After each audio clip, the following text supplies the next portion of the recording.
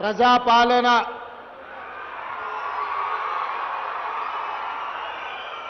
రెండు సంవత్సరాలు పూర్తి చేసుకుంటున్న సందర్భంలో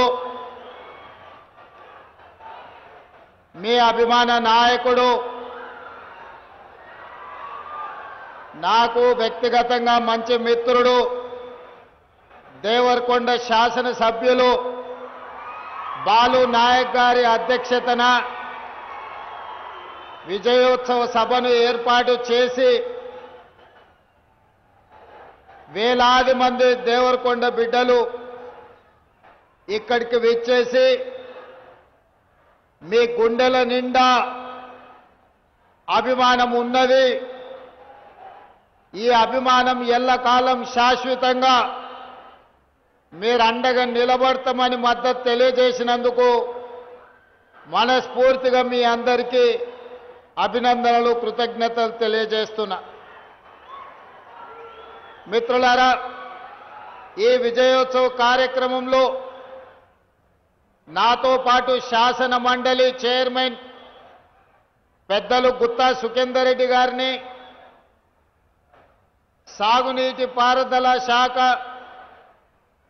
మరియు సివిల్ సప్లైస్ మినిస్టర్ మీ అభిమాన నాయకులు పెద్దలు ఉత్తమ్ కుమార్ రెడ్డి గారిని, అదేవిధంగా దేవరకొండ నియోజకవర్గ ప్రజలకు ఎప్పుడు ఏ అవసరం వచ్చినా కూత వేస్తే పలికే మంత్రివర్గ సభ్యులు సోదరులు కోమటిరెడ్డి వెంకటరెడ్డి గారిని, అదేవిధంగా సహచర కమ్యూనిస్టు సోదరులు శాసన మండలి సభ్యులు నెల్లికుంట సత్యం గారిని, అదేవిధంగా మిర్యాలగూడ శాసనసభ్యులు బత్తుల లక్ష్మారెడ్డి గారిని, నాగార్జున సాగర్ శాసనసభ్యులు యువమిత్రులు కుందూరు జయవీర్ రెడ్డి గారిని, అదేవిధంగా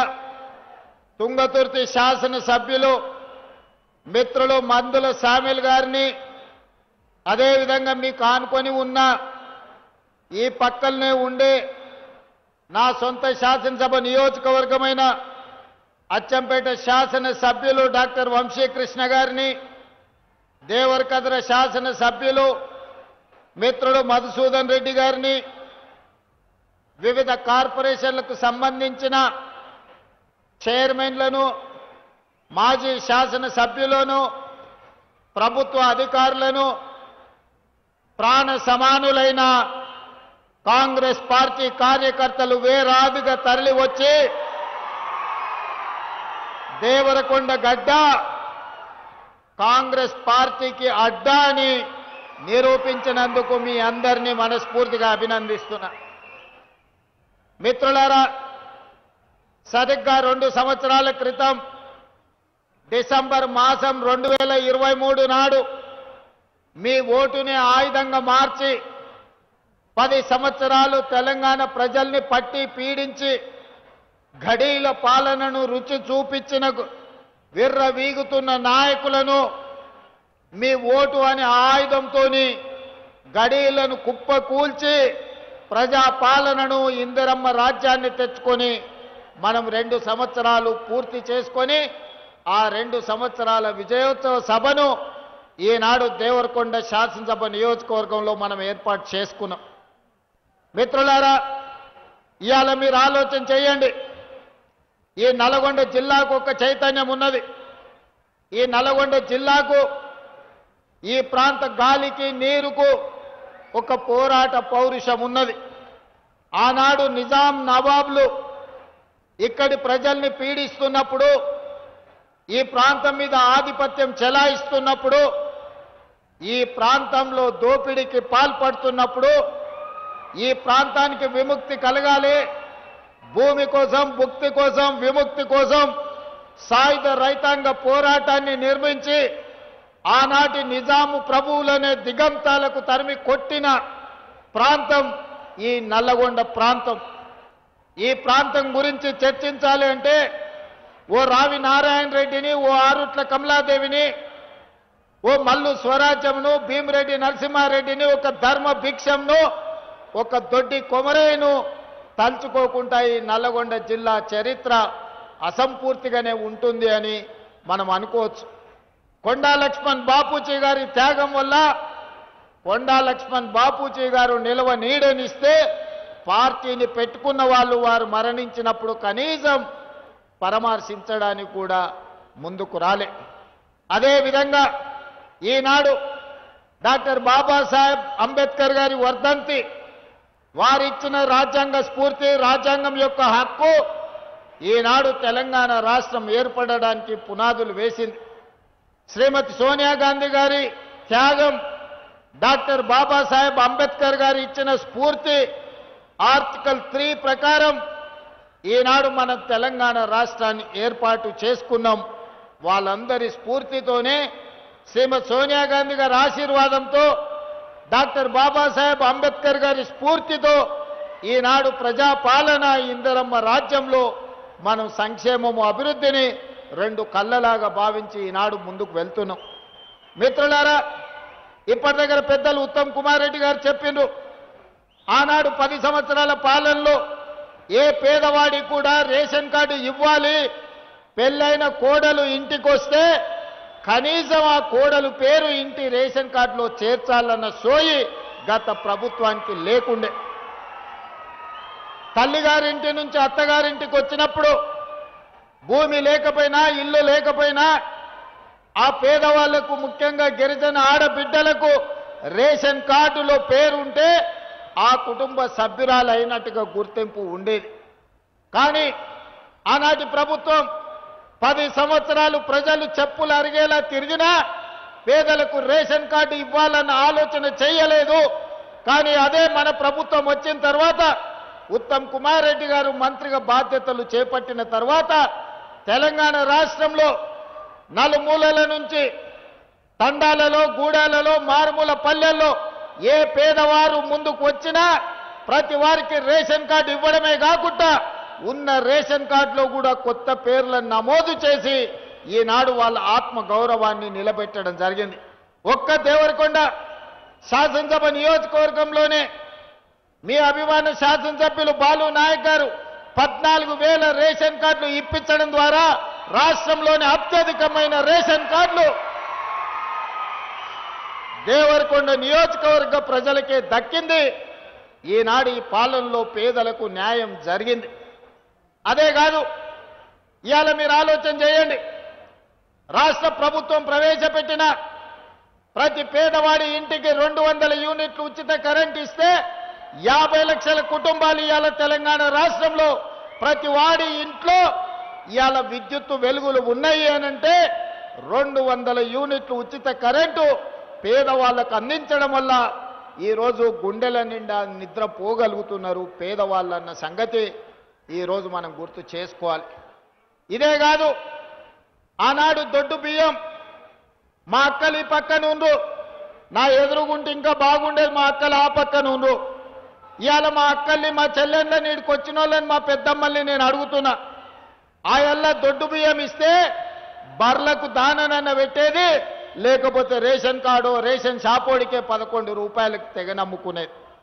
కానీ ఇవాళ ఉత్తమ్ కుమార్ రెడ్డి గారు మంత్రిగా అయిన తర్వాత తుంగతుర్తి శాసనసభ నియోజకవర్గంలో రేషన్ కార్డుల పంపిణీ కార్యక్రమాన్ని ప్రారంభించడం, హుజూర్ నగర్ శాసనసభ నియోజకవర్గంలో సన్న బియ్యం పంపకాలు మొదలుపెట్టినాం. ఇవాళ 3,10,00,000 మంది తెలంగాణ బిడ్డలు సన్న బియ్యం తింటున్నారు. ఆ సన్న బియ్యంతోనే సంటి పిల్లలకు బుక్కెడు బువ్వ ఈరోజు కన్న పిల్లలకు తినిపిస్తున్నారు మా అక్కలు, మా చెల్లెళ్ళు. అంటే ఈరోజు ఈ ప్రభుత్వంలో, ఇందిరమ్మ రాజ్యంలో పేదవాడి కడుపు నింపాలి, పేదలకు న్యాయం జరగాలి, పేదల ఆకలి తీర్చినప్పుడే నిజమైన ఇందిరమ్మ రాజ్యం అని ఈనాడు మన ప్రభుత్వం సంపూర్ణంగా విశ్వసిస్తుంది. కాబట్టి ఆ శాఖకు సంబంధించిన మంత్రివర్యులు ఉత్తమ్ కుమార్ రెడ్డి గారు ప్రతి పేదవాడికి ఇవాళ రాష్ట్రం మొత్తం మీద సన్న బియ్యం అందిస్తారు. ఇవాళ కొంతమంది మాట్లాడుతున్నారు ఇతర రాష్ట్రాలలో లేవా అని. నేను సూటిగా సవాలు విసురుతున్న మాట్లాడే వాళ్లకు, భారతదేశంలో గుజరాత్ కావచ్చు, ఉత్తరప్రదేశ్ కావచ్చు, మధ్యప్రదేశ్ కావచ్చు, రాజస్థాన్ కావచ్చు, నరేంద్ర మోడీ గారి పరిపాలన ఉన్న ఏ రాష్ట్రంలో అయినా నేను సవాలు విసురుతున్నా, మా తెలంగాణ రాష్ట్రంలో మేమే సన్న బియ్యం ఇస్తున్నాం తప్ప నరేంద్ర మోడీ పరిపాలించే గుజరాత్లో కూడా పేదలకు సన్న బియ్యం రావడం లేదు. మేం ధైర్యంగా సవాలు విసిరి దేవరకొండ గడ్డ మీద నుంచి మాట్లాడుతున్నాం. ఇవాళ పేదల్ని మా కుటుంబ సభ్యులుగా భావించి మా కుటుంబాలలో తింటున్న సన్న బియ్యమే ఈ వేదిక మీద ఉన్న పెద్దలు ఏ సన్న బియ్యం తింటుండ్రో 4 కోట్ల తెలంగాణ ప్రజలకి నాడు సన్న బియ్యం ఇవ్వడం ద్వారా వాళ్ళ ఆత్మ గౌరవాన్ని నిలబెట్టి దేశానికే మనం ఇవాళ ఆదర్శంగా నిలబడ్డమన్న సంగతి నేను ఈరోజు తెలియజేయదలుచుకున్నా.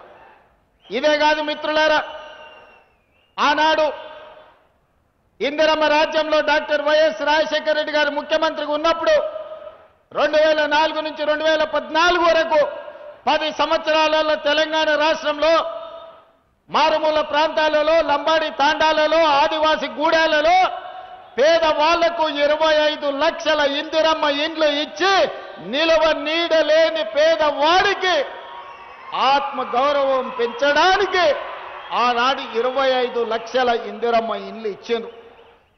మరి తెలంగాణ రాష్ట్రం వస్తే డబుల్ బెడ్రూమ్ ఇండ్లు ఇస్తా అని ఆనాడు నమ్మబలికిండు ఒక ఆయన. ఇవాళ నేను అడుగుతున్నా, దేవరకొండ నలుమూలల నుంచి 40-50 వేల మంది ఈడున్నారు. ఈడున్న వాళ్ళకి ఎవరికైనా డబుల్ బెడ్రూమ్ ఇండ్లు వచ్చినాయా? ఎవరికైనా డబుల్ బెడ్రూమ్ ఇండ్లు వచ్చినాయా? అందుకే ఎన్నికల సందర్భంగా నేను సవాల్ విసిరిన, చంద్రశేఖర్ రావు గారు, నువ్వు ఏ ఊర్లో డబుల్ బెడ్రూమ్ ఇండ్లు ఇచ్చినావో గా ఊర్లో నువ్వు ఓట్లు అడుగు. ఏ ఊర్లో అయితే 2004 నుంచి 14 వరకు మేము ఇందిరమ్మ ఇండ్లు ఇచ్చినామో మేము ఆ ఊర్లో ఓట్లు అడుగుతాం. నీకు డిపాజిట్ వస్తే నువ్వు విధించిన శిక్షకు మేము సిద్ధమవుతామని ఉలికలే పలకలే. కానీ దేవరకొండ ప్రజలు నిజాన్ని గుర్తించిండ్రు. బాలు నాయకును 45,000 ఓట్ల మెజార్టీతోని ఇవాళ గెలిపించారు. వాస్తవంగా ధనిక రాష్ట్రమైన తెలంగాణ ఆనాడు ప్రభుత్వంలో ఒకవేళ ఇందిరమ్మ ఇండ్లే ఇచ్చుంటే 10 ఏళ్లలో 20 లక్షల ఇండ్లు కట్టడానికి అవకాశం ఉండే. కానీ పేదవాళ్ల పట్ల ఆయనకి ఏమాత్రం ప్రేమ లేదు, పేదవాళ్ల పట్ల ఏమాత్రం అభిమానం లేదు. పేదవాడికి ఇందిరమ్మ ఇల్లు ఇయ్యలే, డబుల్ బెడ్రూమ్ ఇల్లు ఇయ్యలే.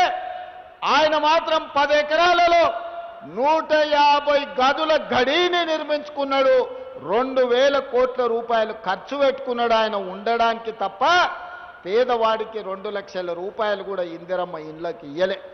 అందుకే మన ప్రభుత్వం వచ్చినంబడే పేదవాళ్ళ ఆత్మగౌరవం నిలబెట్టాలి అనంటే ఇందిరమ్మ ఇండ్లు ఇవ్వాలి, పేదలకు ఈరోజు న్యాయం జరగాలి అని వచ్చినంబడే మొదటి సంవత్సరంలోనే ప్రతి శాసనసభ నియోజకవర్గానికి 3,500 ఇందిరమ్మ ఇండ్లు, రాష్ట్రం మొత్తం 4,50,000 ఇందిరమ్మ ఇండ్లు 22,500 కోట్ల రూపాయలతోని ఇవాళ పనులు ప్రారంభించుకున్నాం.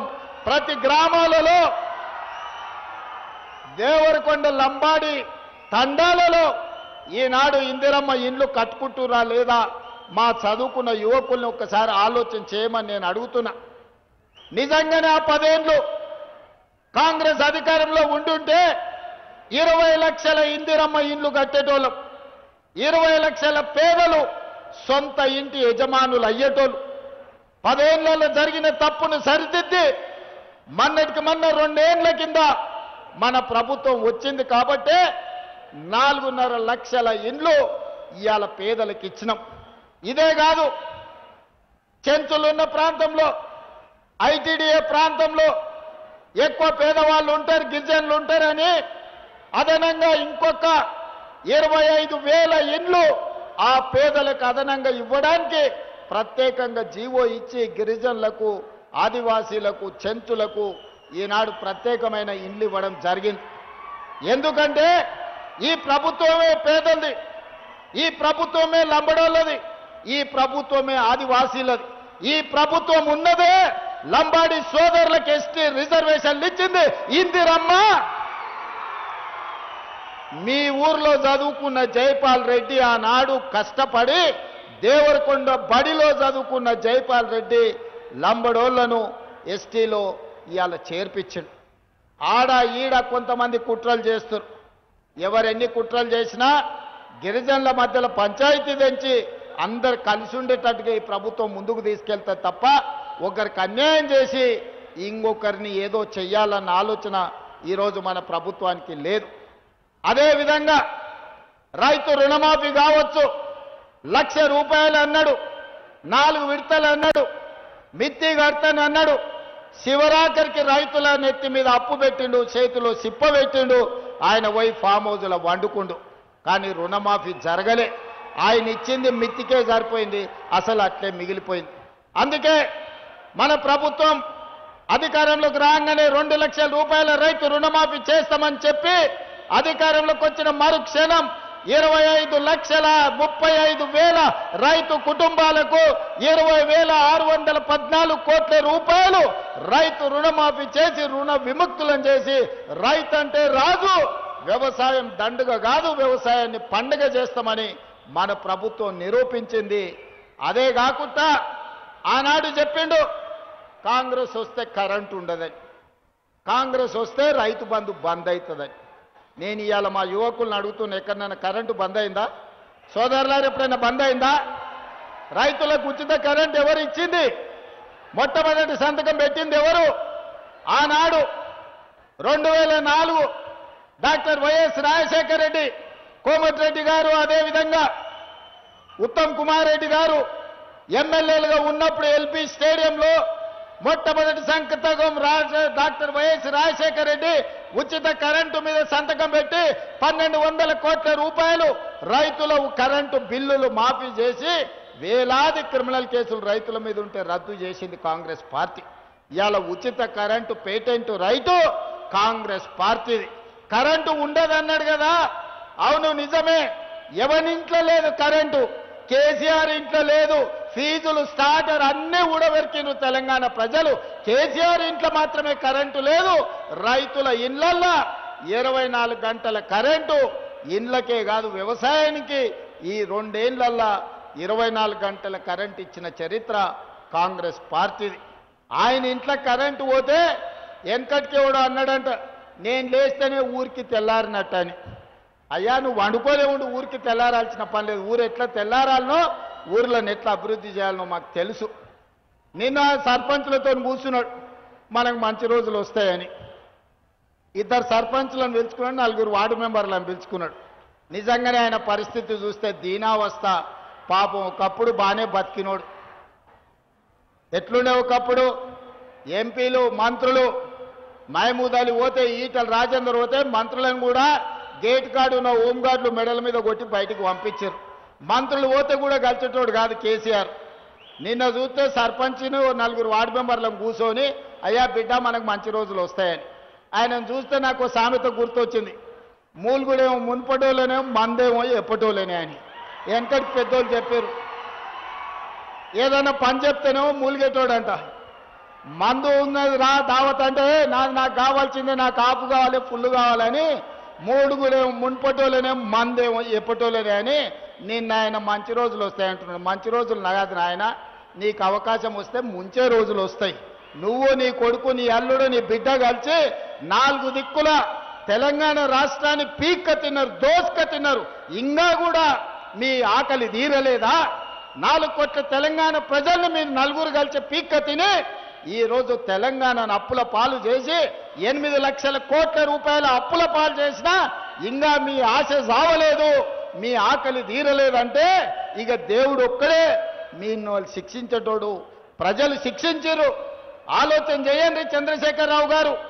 అసెంబ్లీ ఎన్నికలప్పుడు నీ అధికారం పోగొట్టారు, పార్లమెంటు ఎన్నికలప్పుడు నీకు గుండు సున్నా ఇచ్చారు, ఎమ్మెల్సీ ఎన్నికలప్పుడు నీకు నిలబడడానికి అభ్యర్థి దొరకలే. మొన్న జూబ్లీహిల్స్ లో రెఫరెండం అంటే బోడబండ కాడ బండకేసి బాది బొంద పెట్టారు. మాకెవ్వడు అక్కర్లేదు, మా కాంగ్రెస్ పార్టీ కార్యకర్తలు మా దిక్కుంటే నీ పక్కనే నీ కొడుకుంటే చాలు నీ పార్టీని బొంద పెట్టనీకే.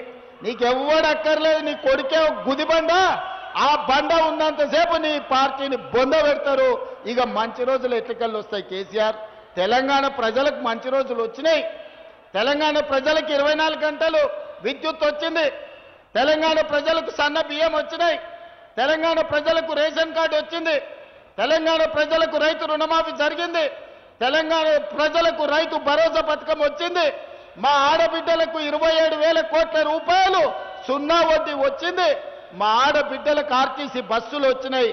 మా ఆడబిడ్డల ఆర్టీసీ బస్సులో ఉచితంగా అమ్మగారింటికి పోవాలన్నా, అమ్మవారిని దర్శించుకోవాలన్నా, దేవరకొండలో ఉండే వెంకటేశ్వర్ల స్వామికి ఆలయానికి రావాలన్నా మా ఆడబిడ్డలు ఉచిత బస్సులో ఈరోజు ప్రయాణం చేస్తున్నారు. మా నిరుద్యోగ యువకులకు, ముఖ్యంగా మా నల్గొండ జిల్లాలో ఉన్న చదువుకున్న పిల్లలకు 15,000 కానిస్టేబుల్ ఉద్యోగాలు వచ్చినాయి. తెలంగాణ రాష్ట్రంలో 61,000 చిల్లర ప్రభుత్వ ఉద్యోగాలు వచ్చినాయి. ఇవాళ ప్రతి వాడికి న్యాయం జరిగింది. ఓ పక్కన రైతులకు, రెండో పక్కన మహిళలకు, మూడో పక్కన యువకులకు ఈరోజు మేలు జరిగింది. ఇంకో పక్కన సాగునీటి ప్రాజెక్టులు. ఇవాళ సాగునీటి గురించి మనం మాట్లాడుకోవాలి. ఎస్ఎల్బీసీ 2005లో ప్రారంభించారు. ఆనాడు కోమటిరెడ్డి గారు, జానారెడ్డి గారు అందరూ పట్టుబట్టి నల్గొండ నాయకులందరూ కలిసి ఫ్లోరైడ్ బాధిత ప్రాంతం, ఈ ప్రాంతంలో నడువొంగిపోయిన వాళ్ళు, కాళ్ళు వంగిపోయిన వాళ్ళు ఈరోజు బతకలేని పరిస్థితుల్లో తాగునీటి సమస్య, ఫ్లోరైడ్ సమస్య, ఎస్ఎల్బీసీ కడితేనే మాకు న్యాయం జరుగుతుందని కొట్లాడి 2,000 కోట్లతో ఆనాడు ప్రారంభించి 30 కిలోమీటర్లు ఉమ్మడి రాష్ట్రంలోనే టన్నెల్ కొడితే 10 కిలోమీటర్లు 2 ఏడాదికో కిలోమీటర్ చేసిన ఎస్ఎల్బీసీ పూర్తి అయ్యేది.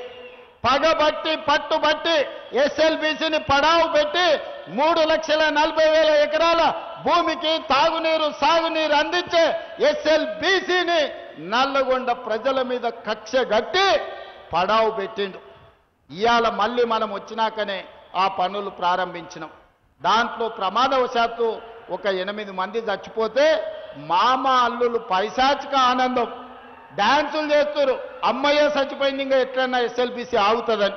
నేను చెప్పదలుచుకున్నా హరీష్ రావు గారికి, చంద్రశేఖర్ రావు గారికి, అక్కడున్న కార్మికులే కాదు, మీరందరూ పోయి నాగార్జున సాగర్లను లేకపోతే శ్రీశైలంలో బండ కట్టుకొని దుంకినా మీ శవాలను ఎత్తికిస్తాం తప్ప ఎస్ఎల్బీసీ పూర్తి చేస్తాం. ఎస్ఎల్బీసీ కాదు, ఈ ప్రాంతానికి రావాల్సిన డిండి ప్రాజెక్టు ఆనాడు మంజూరైతే ఈనాటి వరకు పడావు పెట్టారు. డిండి ప్రాజెక్టును పూర్తి చేయించే బాధ్యత పెద్దలు ఉత్తమ్ కుమార్ రెడ్డి గారు తీసుకున్నారు. మీ ప్రాంతానికి ఎస్ఎల్బీసీ డిండి ప్రాజెక్టులను ఈ హయాంలోనే పూర్తి చేసి మళ్ళీసారి 1,00,000 మెజార్టీతోని దేవరకొండలో కాంగ్రెస్ పార్టీని గెలిపించేటట్టు మీ అభివృద్ధి పనులు చేస్తాం. ఇవాళ పెళ్లిపాక కావచ్చు, చాలా రిజర్వాయర్లు మా పెద్దలు ఉత్తమ్ కుమార్ రెడ్డి గారు లిస్ట్ ఇచ్చారు. మళ్ళా వాటన్నిటిని చెప్తా. సాగునీటి ప్రాజెక్టు మంత్రే మీ నల్లగొండ బిడ్డ, దేవరకొండ మనవడు. ఉత్తమ్ కుమార్ రెడ్డి అమ్మమ్మ గారు ఊరే దేవరకొండ. ఇక మీ మనవడే మంత్రిగా ఉన్నప్పుడు మీ పైసలకేం కొదువయ్యా? మీ పైసలు, మీ బిల్లులు నీళ్లు వారినట్టు నిధులు వారిచ్చి దేవరకొండ ప్రాంతాన్ని అభివృద్ధి చేయించే బాధ్యత మేమందరం తీసుకుంటాం. పెద్దలు సుఖేందర్ రెడ్డి గారు ఈ ప్రాంతం వాడు, ఈడు ఒకప్పుడు జడ్పీటీసీగా పనిచేసిండు. జయపాల్ రెడ్డి గారికి బంధువు నాతో పాటు. జయపాల్ రెడ్డి గారు ఇక్కడ చదువుకొని దేవరకొండ గవర్నమెంట్ బడి నుంచి ఉత్తమ పార్లమెంటేరియన్ ఢిల్లీ వరకు ఎదిగి మీ పేరు ప్రఖ్యాతులు తెలంగాణ ప్రాంతానికి గొప్ప చరిత్ర సృష్టించండు.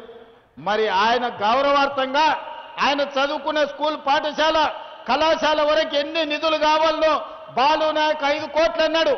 5 కాదు 6 కోట్ల రూపాయలు ఇస్తా జైపాల్ రెడ్డి గారు చదువు చెప్పిన దేవరకొండకు చదువుకోవడానికి అవసరమైన నిధులు ఇచ్చే బాధ్యత నాది, సుఖేందర్ రెడ్డి గారితో నేను ఈ సందర్భంగా తెలియజేస్తున్నా. అదేవిధంగా వెంకటేశ్వర స్వామి దేవాలయం గురించి ఆ గతంలో కొన్ని ఇచ్చినాం. మిగతా నిధులు కూడా వచ్చే ఫైనాన్షియల్ ఇయర్లో ఆ మందిరాన్ని పూర్తి చేయడానికి అవసరమైన నిధులు ఇచ్చి ఆదుకునే బాధ్యత ఈరోజు కాంగ్రెస్ పార్టీ తీసుకుంటుంది. అదేవిధంగా దేవరకొండలో ఆసుపత్రుల గురించి, ఇక్కడ చదువుల గురించి బాలు నాయక్ చెప్పిండు. తప్పకుండా దేవరకొండకు ఒక నర్సింగ్ కాలేజ్ ఇచ్చి ఈ ప్రాంతంలో ఉండే గిరిజన ఆడబిడ్డలు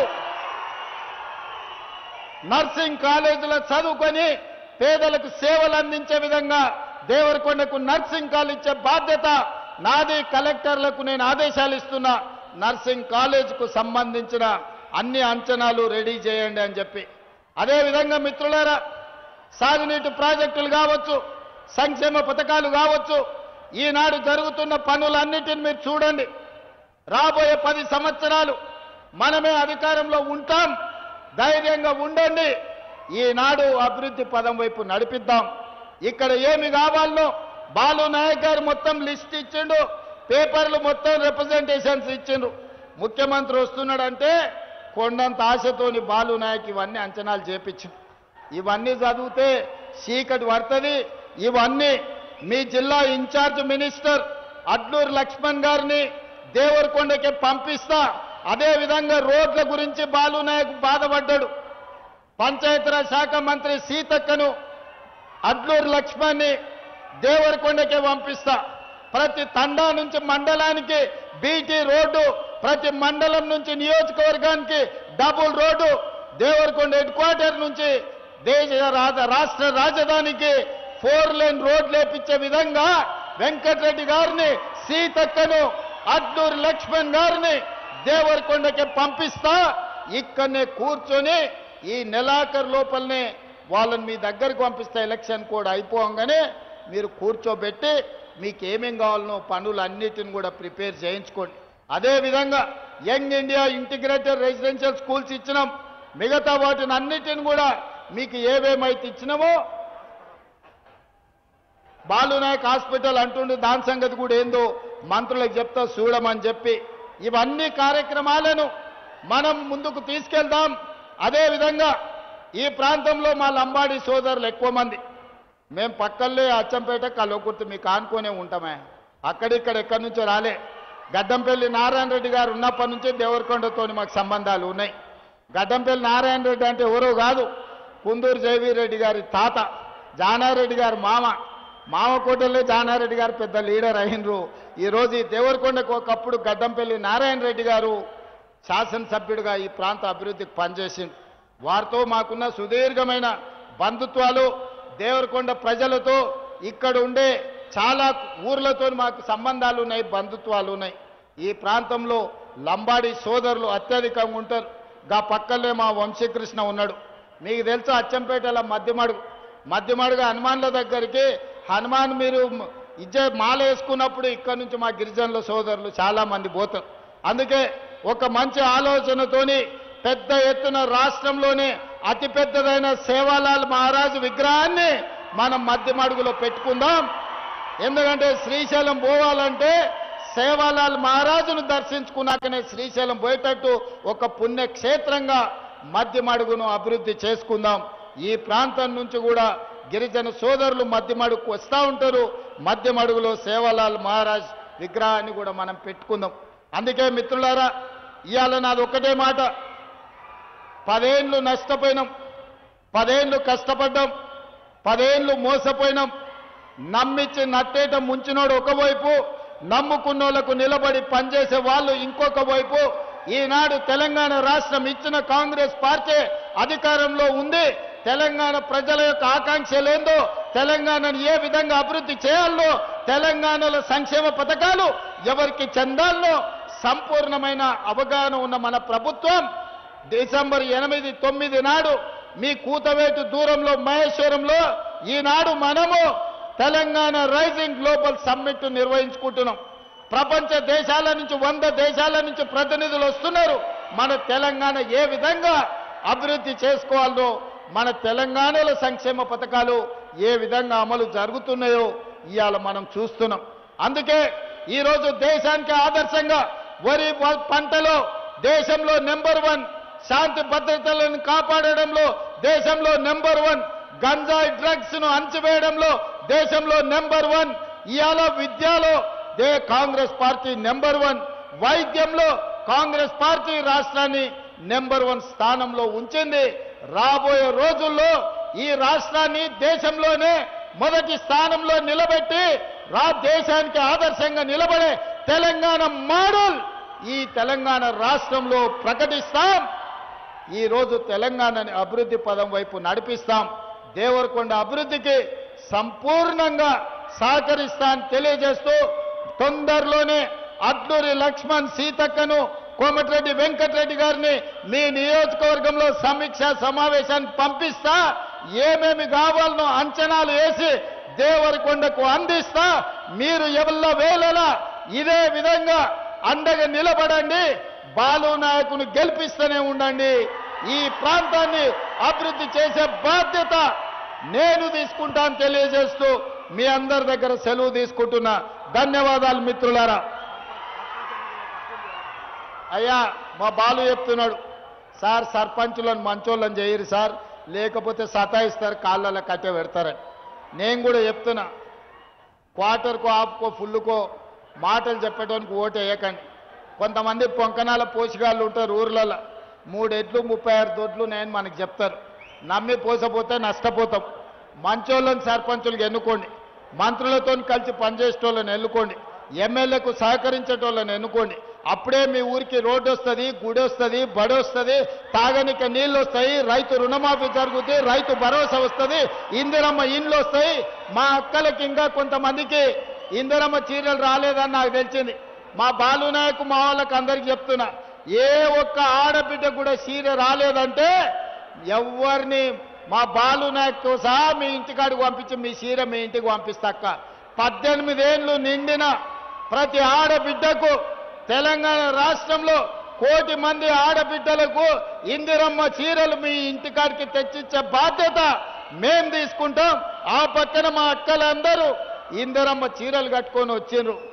ఎట్లా కలకలలాడుతురో చూడు, పండుగ పూట ఉన్నట్టు. ఇందిరమ్మ చీర ఆడబిడ్డకు సారే. ఎప్పుడైనా మీ సోదరుడిగా ఆడబిడ్డలకు పండుగ పూట చీర పెట్టి సార పండుగ చేయాలని నాడు నిర్ణయం తీసుకున్నాం. ప్రతి ఆడబిడ్డకు చీర పంపిణీ, చీర వస్తుంది. ఇందిరమ్మ చీర కట్టుకోండి, సర్పంచ్కు ఓటేయండి.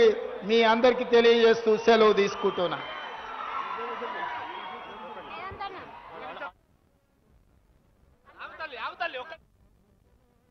ముఖ్యమంత్రి గారికి పూర్ణాన్ని ఎమ్మెల్యే గారు అందజేస్తారు. ఇది మన దేవరకొండ కోట గోడ మీద ఉన్నది పూర్ణ కలశం. 14వ శతాబ్దం నాటి చిహ్నం అది. వర్తమాన తెలంగాణ మరింత అభ్యుదయ పథంలో సాగాలని ఇక్కడ వెలిసి ఉన్న దేవతల ఆశీస్సులు అందుకుంటూ ఇప్పుడు మెప్మా దేవరకొండ పట్టణ పేదరిక నిర్మూలన సంస్థ మెప్మా లబ్ధిదారులకు